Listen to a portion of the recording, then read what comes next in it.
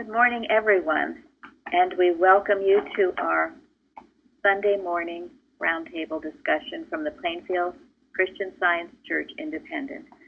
This morning is Sunday, November 27th, 2016, and we will discuss today one of my very favorite subjects, ancient and modern necromancy, alias mesmerism, and hypnotism denounced.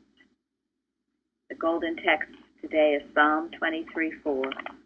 I will fear no evil, for thou art with me. Before we get into the lesson, there are a few things I wanted to mention. One is our new liberator was mailed Saturday, I guess, or recently, and the topic is Holy Day. It's now on the website, and it is wonderful. You can all be studying it, reading it. We were taught here right after Thanksgiving to get into Mrs. Eddy's articles about Christmas, what Christmas means to me. Keep yourself in that holy place, away from all the hubbub that goes on. And our next liberator is going to be on Eustace. And also perhaps wickedness in high places, because it kind of goes along as to what they did to Eustace. So that should also be a very interesting liberator. Love is the liberator. If any of you have anything, contributions, we'd love to receive them. Also, some of you wrote about your transformations and how you found our church. We have a section now for that as well. So we will look forward to hearing from some of you. And I wanted Linda start out with reading our watching point today, past week. All right, it's watch number 153. Watch lest you accept the common notion that the small power represented by David's little stone overthrew a great power called Goliath. David, as the visible representative and manifestation of the omnipotence of divine mind, was the invincible giant, equipped with infinite power that overthrew Goliath, whose power lay wholly in deception through size. The trick of mesmerism, of sense testimony, is to reverse everything, magnifying the nothingness of air so that it seems like a giant, and belittling the power and presence of spirit. Thus, when we come to a problem that seems gigantic, we should not ask God for more power. We should handle animal magnetism, that our eyes may be open to see the things in their proper relationship and size. Then we will recognize ourselves as representatives of God, equipped with omnipotence, going forth to meet a foe no more to be feared than a sparrow. Christian Science does not equip man with greater and greater power so that he may go forth to meet the gigantic forces of evil, but it takes from his eyes the magnifying glasses of sense testimony, which causes air to loom up as real, swollen in size and power. Thank you. That is an excellent point. It was certainly covered yesterday in our Bible study. Thank you again, Amanda. And then those who didn't attend, really listen to that, our Bible study from yesterday. Very important to understand when we're talking about error or evil, it is neither person, place, nor thing. Mrs. Eddy says that in Science and Health, this week's lesson. You're never dealing with a person, you're never dealing with a place or a thing. It's a false belief about God's creation. Doesn't matter how big it is, how long it's gone on, how impossible it might seem to overcome, as Goliath seemed. When you face it with the power of God Almighty, which is the only power, it disappears. It diminishes into its native nothingness. So before we get into Science and Health, I did want to go over the golden text and the responsive reading, because it sort of is a summary of all the things we talked about yesterday. The first, the golden text. I will fear no evil, for thou art with me. Any comments on that? Yes, I think, when something is appearing physically, most of the time it attempts to really frighten. And what we just said, it includes how it looks. If, it could be an angry-looking wound or whatever. Even that is an evil we do not have to fear. Thank you. God is with us. I find that little tiny statement is so helpful. It is goes along with a watching point, or the idea a little stone, one little stone wiped out Goliath. When you're confronted with what you seem to be terrible, something terrible, I will fear no evil, for thou art with me. All you have to do is remember that. God is with you. You will not fear any evil. And just think what that means, that God is with you. That means the truth is within you, and it destroys anything that's not true. That means that life is within you and destroys anything that is not supportive of life. It means that good is within you. Good destroys evil. Think of all the things that means. Take that with you everywhere you go. You are God manifest. And everything that God is right there with you. Thank you. That was beautiful. Yeah, me too. It's very helpful for me because sometimes I have the thought of fear too, mostly about present circumstance or future would be. And sometimes they try to scare me, and what it is.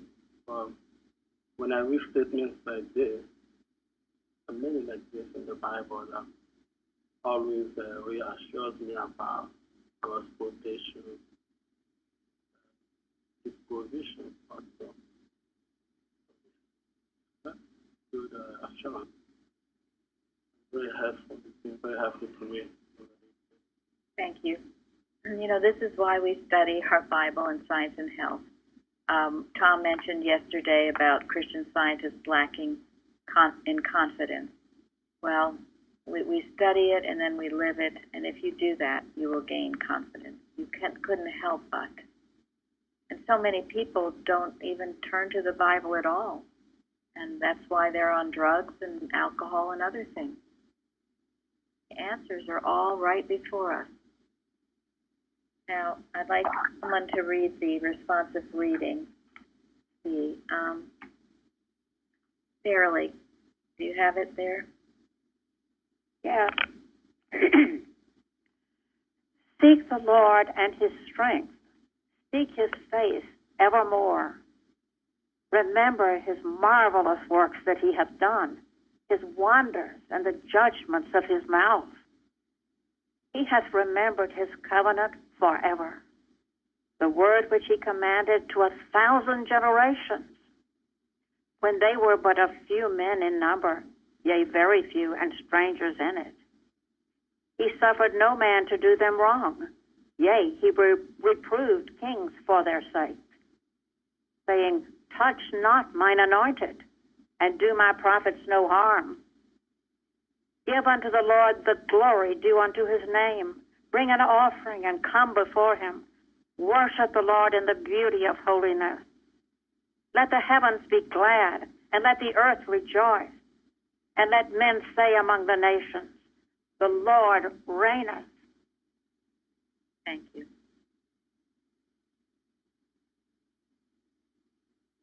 How does this apply to what we talked about yesterday? What are some of the points that we mentioned?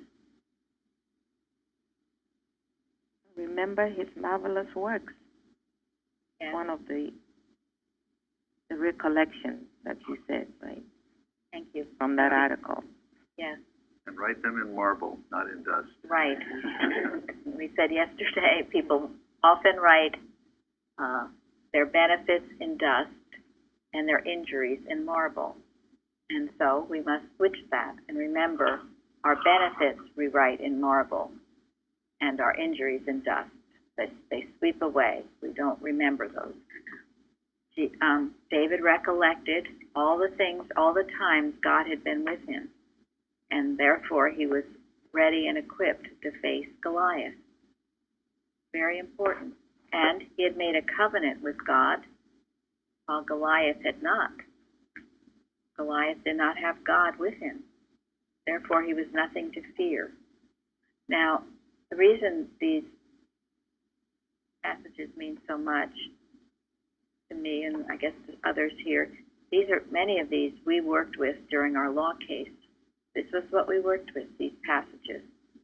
When we felt we were up against the Goliath of the BOD, which was out to destroy us in any way it could, certainly bankrupt us. And one of the things we were often told was, touch not mine anointed, and do my prophets no harm. When you're working for God, you can declare this for yourself. I was going to mention that too. Thank you for bringing that up. Anointed with the Spirit of God, good. That's everyone that comes to this roundtable. Claim it for yourself. You know, you came here not for any selfish purpose, but just unselfishly learn more about God and learn how to serve Him. Well, you're anointed with a good purpose and a good motivation. Nothing can harm you. You come in and do anything to you. You've got the power of God behind you when you come in that mode. It's a wonderful, powerful thought, and it's the truth, and we have proven it. It is what carried us through all of this attack. Knowing this, we could have cowered, we could have been afraid, we could have backed down. Not with Mrs. Evans around, however. It wasn't happening. She was a David, and she ran to meet them with her sling. And it was all based on the first citation. Seek the Lord and His strength. Everybody here knew that they had no strength outside of God. The only thing anybody sought to do is to see God's face, to see God at work everywhere we go. And so we did. And He worked in this church. He did incredible things in this church. And we will be forever grateful for that experience. We will be grateful for the BOD, for what they did, because they blessed us immeasurably.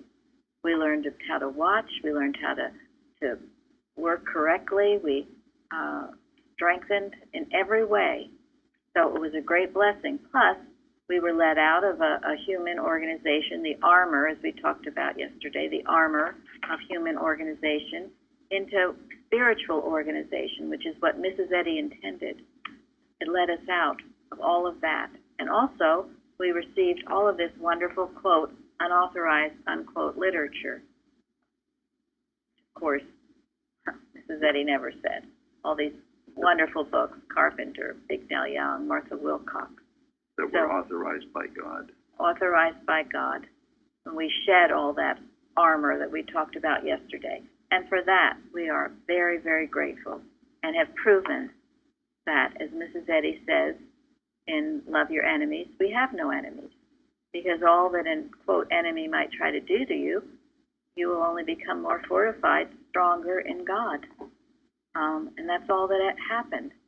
And I'm sure, ultimately, it was all God's plan. It led us here. So we have nothing but gratitude for what has happened. And that is what we talk about, spiritual history. Spiritual history, not material history, spiritual, all the good that has transpired. Not, oh my gosh, those terrible people, what they did to us, but only the good that has happened. Go ahead, Sari. Wasn't it so that I was reading about the manual, and that Mrs. Eddy did say the exact opposite about so-called authorized literature, which is a really sad case that's carried on by the board but they don't want to embrace what she asked her students to do, which was to read, you know. So Yes, She actually put it in the journal as a card, saying that no longer were they to have any authorized literature committee. thank you. Yes, that's true. And the card was removed. yes, because it was on a certain page, but it's also still in the manual, and somehow they removed that in the 89th version as well. Yeah, the 89th version, they changed after she passed on, and very secretly and quietly put the 80, did I say? 89th manual. Yes, 89th manual into the reading room. That's why it's not a legitimate manual. The 88th is the only legitimate manual, and that's the one we use. The one we use, and that allows for not a central organized religion with armor on, but for independent churches spring up, if they, or however, independent people, however it works.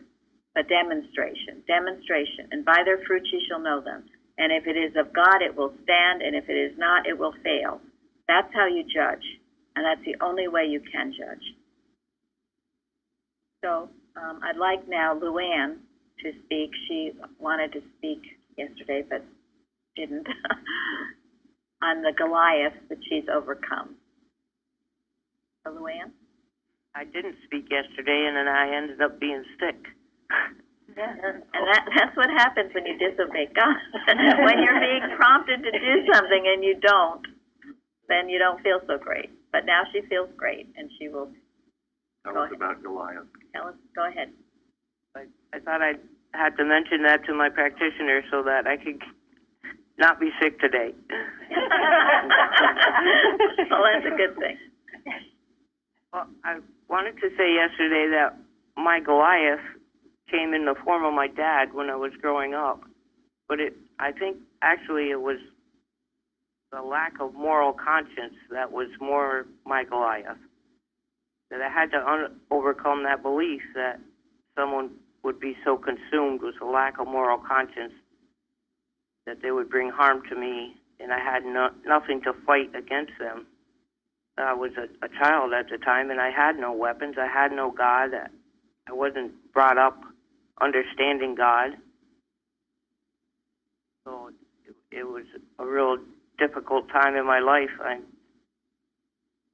50 years of my life I dealt with trying to overcome the lack of moral conscience. And I don't know, there's so much violence and all that occurred throughout the years that I couldn't stand up to it. So anytime I'm around anyone who I feel has a lack of moral conscience, I didn't have any way to deal with it. I'm not quite sure how to explain it, but I knew that I had a soul. I knew there was good in me, and I had to protect that in any way that I could. So I just vowed that no matter what happened, no matter what went on in my life, or all the violence and the other things that occurred, that no one was going to take my soul, and that's what I had to hold on to. And then I came into Christian Science, and I started developing an arsenal against all of this. And I remember telling my practitioner that I was afraid that someone would break into my home. And she told me there was a league of angels that were watching over me, and all these truths that I started to build an arsenal with, and I could stand up to it. And then I started to see that it wasn't, that this lack of moral conscience was nothing, that people do have good in them, and that there was really nothing to fear. And all that just kind of turned around and it disappeared. I wasn't afraid of it anymore. So just coming into Christian Science and learning all these truths helped me to overcome all that past violence and disruption in my life. I'm very grateful to have finally have that victory over that. But the only way I could do it was with God. I know for the first 50 years of my life, I didn't even know there was a God. I didn't know the Bible. I didn't know anything about God.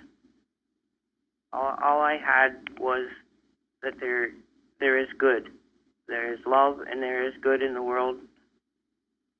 But I couldn't see it anywhere. I knew it was there. I couldn't see it. But when I came into Christian Science, I started to see it, and it's what saved me. Just knowing that God was present in my life. Thank you. To overcome all that horrible childhood that I had was.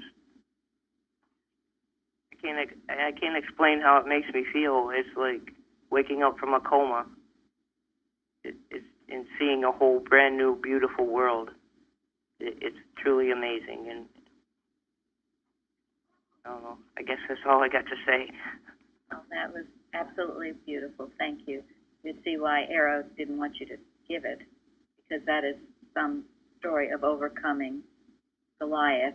And early on with Luann, everywhere she went, at first, people treated her badly. And it seemed to continue until she realized it was in her thinking. She expected people to treat her badly, and they did. And once I was able to get that through to her, she changed her thought, and then everywhere she went, people treated her beautifully, as they do now. But her thought changed. She no longer expected the evil. But this is an example of why we watch and why we pray. Because how many people are out there like Luann, who've never read the Bible, who don't know at the moment about God, and as we pray, they can find God. Maybe they'll find our church. Maybe it will come in some other way, but we will meet that need, that receptive heart. And for 50 years, she was in that wilderness. But thank God she came through, and she fought. And she took every word I gave her, and she worked with it. And had a lot of sleepless nights in battle. had sleepless nights in battle with her Goliath. And now you hear her story, how she has been transformed in this past summer, building a pottery shop almost single-handedly, after not even being able to get out of bed. Her body was so racked with problems and pain, and it was all the painful things she'd experienced. But she worked. She had a reunion with her family this summer, and it was a wonderful reunion. Everything has reversed itself. God has restored the years that the locust had given. And to some degree, all of us can give this kind of a testimony. We've all been brought out of various horrible situations and have been meeting our Goliath head on, not just sprinkling nice words and saying God is love, but wrestling, meeting. My brothers and sisters all came for Thanksgiving. Sorry, someone is speaking that shouldn't be. Go ahead, Luann. The day before Thanksgiving, I had all my brothers and sisters here at my house for a wonderful meal. And my sister, who has always said that there is no God, gave the prayer for the dinner. And she thanked God for the food and for her family, and asked God to watch over our parents. And it was just an amazing feeling to see someone who so denied God all of her life, that she was the one who spoke up and said that we need to pray, and we all held hands, and she gave the prayer for the dinner. It was just an amazing. It's wonderful. And they've seen Luann's transformation, and Luann has told them what has done it. And you can't argue. That is why you can't argue with healing and with success. That is why with David, he said, I overcame the lion, I overcame the bear. These are my victories. This is the proof of God. And someone mentioned yesterday Jesus saying, Judge me by my works, how the blind see. These are the things you cannot deny, and it is God working always. No persons are receptive to it and certainly have something to do with it, but it is all for the glory of God, which Luann has always been very clear about. Truth and love is contagious. Truth and love is our only contagion. And this season, this winter season coming up, you know that. What anyone has to give, all that is contagious is the good. Nothing else is, because nothing else is real.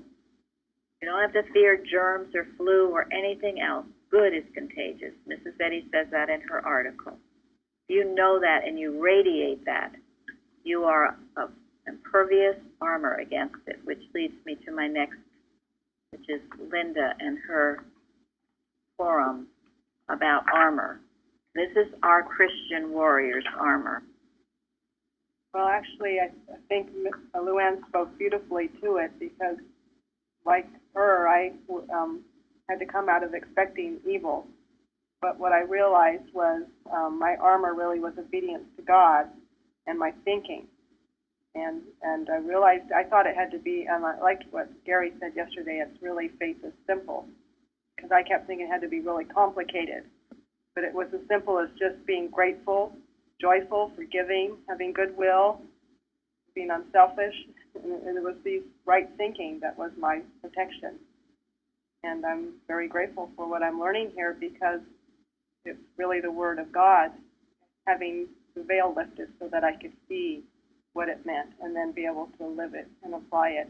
When you don't apply it, then of course you would be afraid, because you wouldn't experience it. That's it. Proving it. Proving it. You have to live it. So if you have any unforgiveness in your heart, then you get over that. Get on your knees and ask God to help you forgive.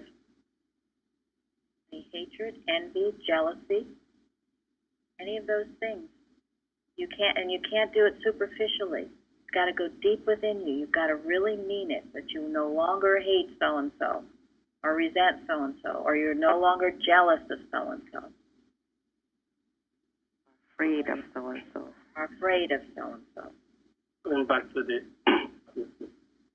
point Miriam was made earlier, from the responsive reading, a touch not my anointed. Even somebody who's brought up with the Bible, I think I still do sometimes have the thought when it comes to try to have me believe that I'm not worthy of this, of being God's anointed. And maybe I haven't done enough to be able to claim this to myself. I think what we have said here this morning in this training, it means a lot to me to be able to reassure myself when this thought comes, to not accept it, and knowing strongly that I am God's anointed, untouchable by sin, disease, or any form of evil, because quite often it does come. You need to have this kind of armor to be able to fight against it. It is, and then that is our armor. It is the right thinking. And also on the forum, Mike went on to quote Ephesians about, the helmet, the breastplate, all the things that you put on. It's a total armor. It's amazing. I saw, have you ever watched the Roman Empire and some of those old movies? Anyway, they had a shield that was as big as a door. It totally covered them. And it was amazing, when they were fighting, because they put that door in front of them and it was all metal. There was very little that could get through that. And so that is how we must think when we put on our armor. It is a total protection from head to toe. And as Linda read, it's your right thinking, really, because as you radiate, the warfare is mental, we're taught. Radiate life, truth, and love. The total protection, that era The law of annihilation against anything unlike itself. It can't come nigh thy dwelling, your body, your home, nothing. But you must do it. You can't just think you're doing it or hope you're doing it. You have to do it. I just got this thought that, and this is a lighter armor where we can move. Yes, I don't know about that big right. old It's not shield. the armor. Right. It's not the armor we talked about yesterday. The cumbersome armor. Even David in the You can run Bible, with it. when he was out to I remember the king that time Saul was putting all these armors, material armors on him, and he was gonna weigh him down because he was very young, small in size compared to Goliath and Saul. So these were two giants have fought each other for years. And he said, no, I can't fight with this. He has to take this armor off. Because he already had the armor of God around him. And that was what he held on to. And I can understand when these thoughts were coming to him, telling him, you're not worthy of going after this Goliath. You're just a small boy. But he never for a moment believed any of these positions. Right, and that is our armor, and that's it's light and easy, as Florence just said. It's not cumbersome because it's our right thinking. We can run easily and jump over, leap over walls, or whatever we need to do because we're light. I've shared this with you before, but I want to share it again because it's helped so much. It's on page 56 of Collectania. Was when I was so afraid of so much. I remember one of the first things I was asked to do was to teach Sunday school in this church, and I was terrified. I thought I'd be sick. I thought all these things would come, because that's just the way I thought, in a fearful mode. Then I wouldn't have anything to say. The children wouldn't like me. Oh, my goodness. So anyway, I found this, and I used to carry it around with me everywhere. It helped me overcome so much. And Mrs. Eddy is saying, do we not all understand cowardice never conquers? To get rid of temptation of any sort or to get out of a difficulty, we are not passive and let the wrong rule the right, but we struggle and thus conquer. We should not avoid the things that hurt us, but repeat them and meet them as their superior. Disease is a coward that leaves when you are not afraid of it. Now that's just what Luann demonstrated. Yesterday she was too afraid to speak, and that made her sick. But today she overcame it. She didn't let the wrong rule the right. And we must not either. You repeat the things you think hurt you. You strengthen yourself in the Lord. You overcome them. Just as David did. We all must do this, and this is what's so great about our church, where we have opportunities to overcome some of our fears and other things. Zari, go ahead. What were you going to say? What I was going to say is that what impresses me so much with Daniel is that he didn't get into the mesmerism about what Goliath tried to tell him. He was totally focused on God. He didn't care what Goliath. The Goliath thought would say, oh, you won't be able to walk, oh, this or that, and he did not let that song have any power, and so, of course, he was successful. Thank you. And he was too, he was really creative, because he knew how to swing the stone, which was really the outthinking of this old-fashioned way of movement or defense. Yes. It was simple, honest, direct. And he was tried and true. He'd done this a lot, so he knew he could hit the mark. He proved it enough he could run and do it. Yeah, he could run and do it. There was no doubt in his mind, because he had proven himself. And that's what he didn't like about the armor. He hadn't proven the armor. This he had proven. You be true to yourself. Now, I'd like someone to read number 7 in Science and Health. Could I just say one quick thing, please? Sure, Mike. I really appreciate this discussion because for years I have said that the problem with this country isn't the president or Congress or people, it's the level of moral consciousness in this country. This whole discussion has made me realize that the first place I need to change that is to improve idea that it can't change in this country and go from there. So I really appreciate this. Well, that's good. Thank you, Mike. And remember, if the change is within, we're not responsible for everybody else, only our own self. Only our own self. And that's what Luann learned. She had to see things correctly. And as she did see things correctly, everything changed, including her family. Because in truth, they were perfect and they never were anything but perfect. We see through a glass darkly. So now she sees it clearly. We talked a few weeks ago about keeping our window panes scrubbed and clean so you can see things clearly, and you will bring it to pass. You will begin to manifest the good that's within you. Suddenly everyone changes. Everything changes to the truth of being. The mesmerism breaks. Remember that. This ancient and modern necromancy, all of it, it's a mesmeric belief that is not the truth. So, Carol, go ahead and read number 9, please. Oh, sorry, 7. Thank you. Whosoever uses his developed mental powers like an escaped felon to commit fresh atrocities as opportunity occurs is never safe. God will arrest him. Divine justice will manacle him. His sins will be millstones about his neck, weighing him down to the depths of ignominy and death. The aggravation of error foretells its doom and confirms the ancient axiom, whom the gods would destroy, they first make mad. Now, is that a nice, pleasant, loving statement? Was Mrs. Eddy always sweet and loving and kind? You know, some people... It makes me think of what happened to the Christian movement. I mean, whoever uses his developmental powers, but they're using it wrongly up there in Boston. Well, some are. Some of them are ignorant. Some of it is probably malicious.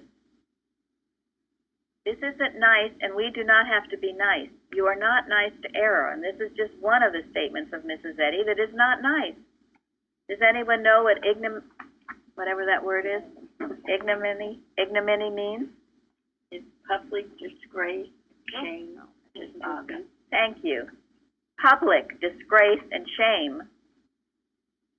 This isn't nice.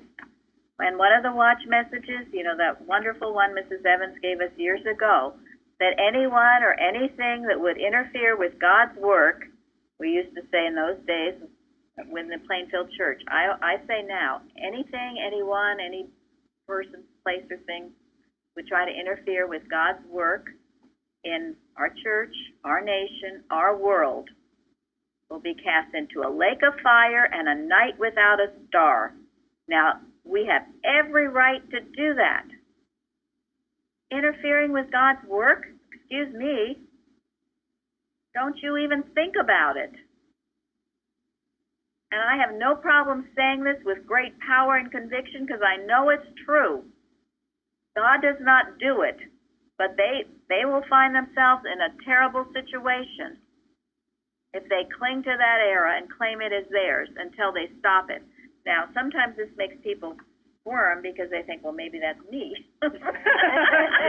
Well, you know. But this is not personal. It's not personal, no. If the shoe fits, wear it, but this is not personal. And see, here again, this is why the clear conscience is helpful. Because if you are doing things wrong, maybe you will squirm. You know, and last week I mentioned about, it was Elizabeth's statement about scattering abroad, and I brought in the thing about precepts, where precept says if you're in the way, get out of the way. Let people march on. And some people took that personally. Please don't. It wasn't personal. If anything, I said it because Mrs. Evans used to have me read that in precepts many times because she told me I was in the way. So it's not personal, but as Gary said, if the shoe fits, wear it. If it makes you squirm, well, maybe think about how pure your thought is or dedicated to the work. But everyone is in different states and stages of consciousness. People here, as I said, there are people listening I've never met. I don't even know who they are. and they're getting what they can, they're doing what they can, and God bless them all. Really, whatever you can do is just great. So, don't be too hard on yourself, I guess, or take things personally. It's not personally. Just do the best you can, which is what Shardy wrote about from the new birth, right?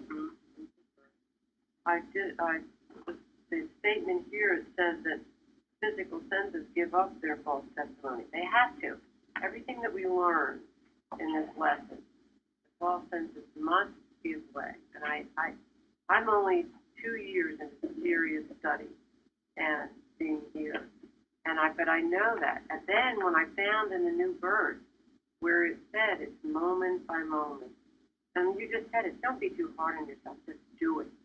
Do the best you can, moment by moment. That's all you have to do. We were often told you don't have to be walking on water. Do the best you can. Don't be hard on yourself or take these things personally. On the other hand, anybody malicious, watch it.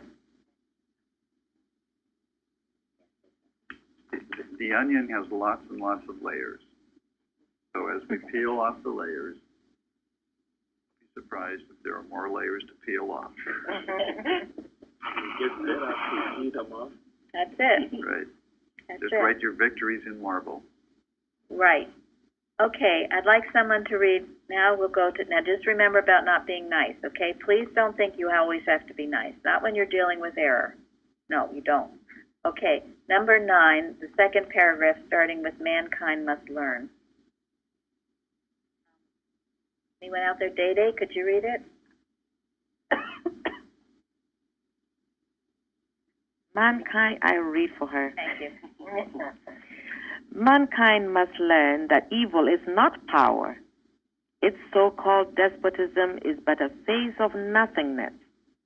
Christian Science despoils the kingdom of evil and preeminently promotes affection and virtue in families and therefore in the community.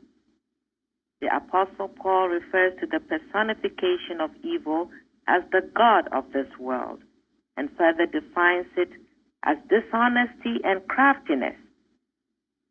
Sin was the Assyrian moon god. Thank you. The destruction of the... Okay. I think that's enough. I love that about, what is this about dishonesty and craftiness? The personification of it. What does that say to us? Watch for what? Words that would deceive us. Thank you. Thank you. The sweet words that would deceive us. It's an interesting way to the personification of evil. It doesn't come with horns necessarily. You know it's coming. You would know it's coming. Dishonesty. And you would resist it immediately. Hide behind a smiling face. And it will lie. It will look you blandly in the face and lie to you. And make Or it try to seem true. manipulate you as craftiness. Yes, it will. Craftiness. In belief, it seems to be very smart in belief, crafty. How it can trip you up, how it can get you. You know, it will smooth-tongued villainy, Mrs. Eddy calls it, smooth-tongued villainy. So when you hear someone speak and it bothers you, chances are there's something behind it. Often I will hear maybe someone speak maybe even, quote, eloquently, but I think it's smooth-tongued villainy. I don't think it's sincere or true or honest. Let your spiritual sense judge, and only that can judge. And that's why children are so great. They get it fast.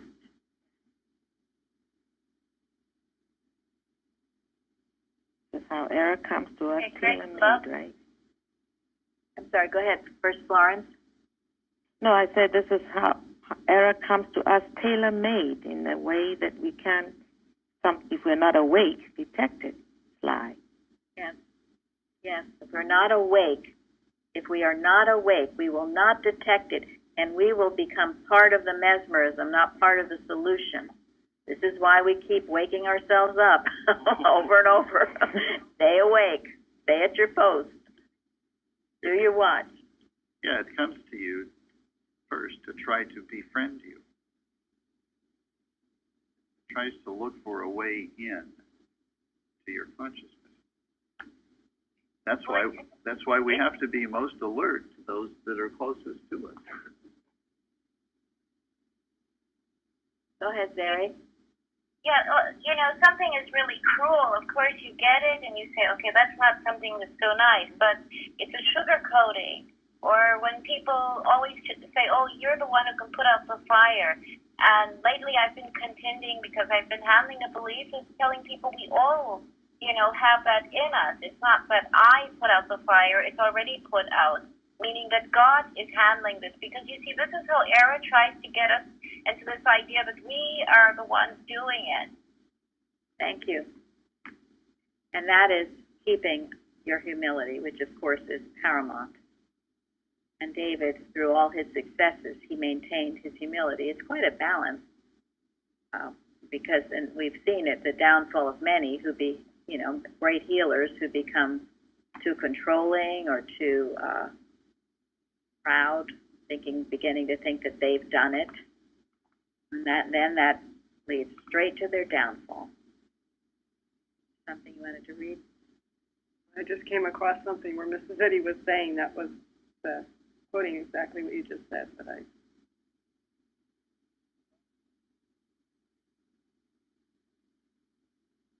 Okay, so we will be aware of dishonesty and craftiness, and then life and being are of God. In Christian Science, man can do no harm, for scientific thoughts are true thoughts passing from God to man.